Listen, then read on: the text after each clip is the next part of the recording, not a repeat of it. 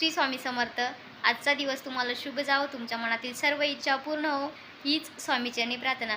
तर आमच्याकडे तुळजाभवानीला जेव्हा जातात तेव्हा सुवासनं जेवू घालतात आणि त्या कशा प्रकारे तो कार्यक्रम असतो तो व्हिडिओ मी तुमच्याशी शेअर करणार आहेत। आणि जेव्हा जेजुरीला जातात तेव्हा खंडेरायाच्या नावाचा जागरण गोंधळ केला जातं, तोही व्हिडिओ मी तुमच्याशी शेअर करणार आहे। तर चॅनलला कनेक्ट राहा आणि बेल आयकॉनला प्रेस करून सबस्क्राईब करा, तुम्हाला माझे जे नवीन व्हिडिओ येतील ते बघायला भेटतील।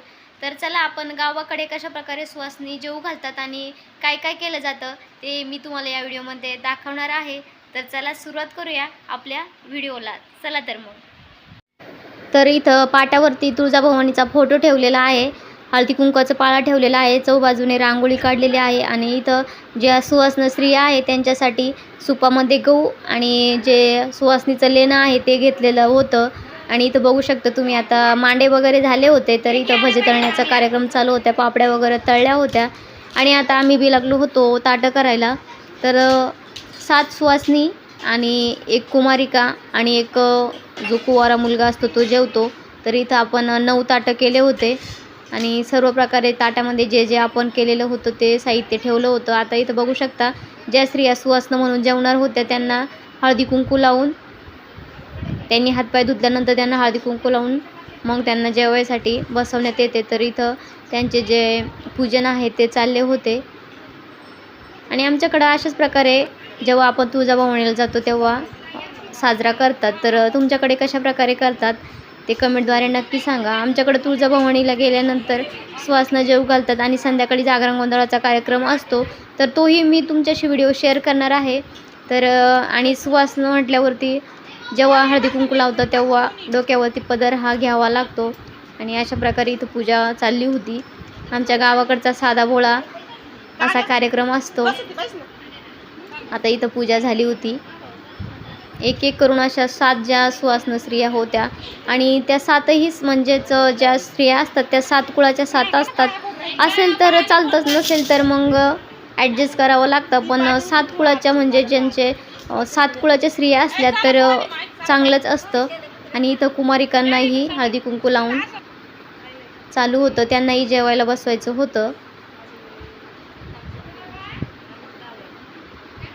अशा प्रकारे इथं पूजा चालली होती आणि इथं बघू शकता आता तुम्ही देवीला नैवेद्य दाखवला होता। जे ताट आपल्याला जेवणासाठी बनवलं होतं ते देवीसाठी ठेवलं होतं।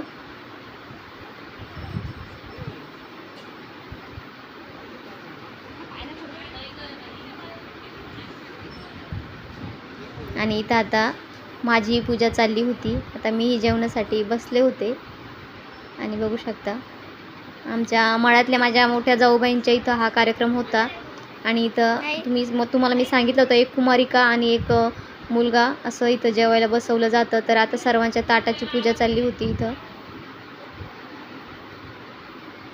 अशा प्रकारे पूजा केली जाते आणि स्वयंपाकामध्ये म्हणाल तर मांडे, कुरडई, रशी भात, भजे, कुरडई असा स्वयंपाक केलेला होता। आणि हे जेवण झाल्यानंतर सर्व स्त्रियांना हळदी कुंकू लावून अशा प्रकारे ओटी भरले जाते। 7 वेळेस जे आपले गहू आहे त्या गव्हाने ओटी भरली जाते आणि पीस आणि जे खोबरीची वाटी, सुपारी अशा प्रकारे सर्व जे सुवासिनीचं लेणं आहे ते दिलं जातं। आता एक एक करून सर्व स्त्रियांना इथं हळदी कुंकू लावून पूजा केली जाईल।